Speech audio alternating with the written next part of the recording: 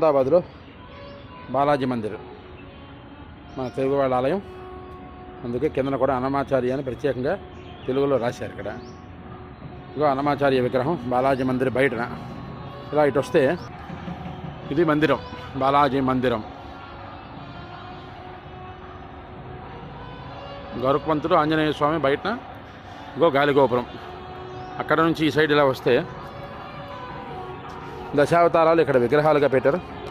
మత్స్యావతారం, కూర్మావతారం, వరాహావతారం, అలాగే నరసింహస్వామి అవతారం, ఇగో వామన అవతారం, ఇక్కడ పరశురామ అవతారం, రామావతారం, అలాగే బలరామ అవతారం, అలాగే కృష్ణావతారం, తర్వాత కల్కి అవతారం. కల్కి అవతారం వరాహమూర్తిని పెట్టారు చూడండి. అలా అక్కడ నుంచి ఇటుపక్క ఇలా వస్తే